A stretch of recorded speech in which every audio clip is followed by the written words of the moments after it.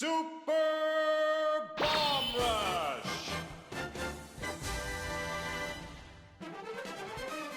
Super Bomb Rush is the kind of arcade game I used to walk past to get to the Street Fighter II cabinet. You know, the type that's loud and flashy at the expense of depth and longevity. The sort of machine that was designed to eat quarters faster than you can fish them out of your pockets. It's the sort of thing that you won't remember in a few days, but passes as a video game when you absolutely must waste a few minutes.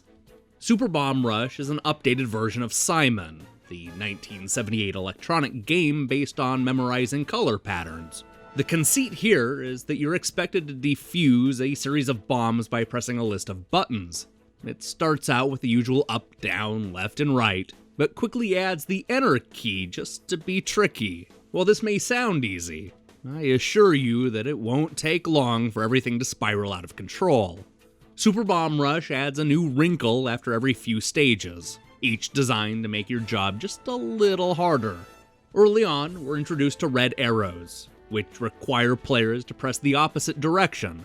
And since you only have a few seconds to defuse each bomb and a single misstep spells certain death, the ever-increasing challenge will leave you a nervous wreck. But just like those old-school arcade games I mentioned walking past, mastering the game has more to do with rote memorization than anything resembling skill.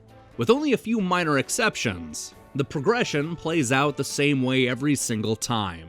So just as long as you remember the basics in each area, it won't take long to defuse all 50 bombs. That's not to say it will be easy, but most players will get their fill of Super Bomb Rush after a single sitting. The visuals look good, but are impossible to pay attention to. With no time to spare, any glance away from the list of commands will usually result in an explosion. This felt increasingly limited as I found myself paying attention to little more than 10% of the screen. And while certainly in the spirit of these old school arcade cabinets, the music and sound effects drove me straight up the wall. The good news is that there are extra modes to unlock, though not all of them are working as of this review. The co-op mode allows players to work together in order to tackle especially difficult bombs. It offers a few changes to the gameplay that lead to some short-lived fun.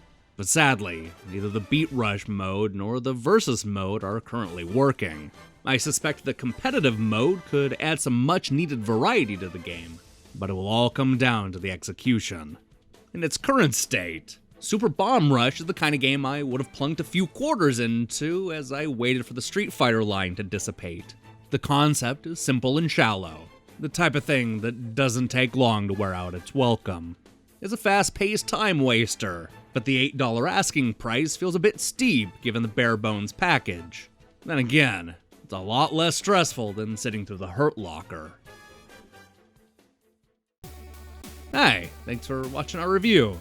This is the start of what should be a busy week. I say that with some hesitation, because there's a lot of behind-the-scenes stuff going on that may delay our regular shows by a day or two. We still plan on looking at Nintendo Power's top-reviewed games of 1994, which is guaranteed to leave you scratching your head. We also have those Street Fighter videos to post. Lots of stuff in the pipe, so do me a favor and click the subscribe button and support what we're doing here. Until then.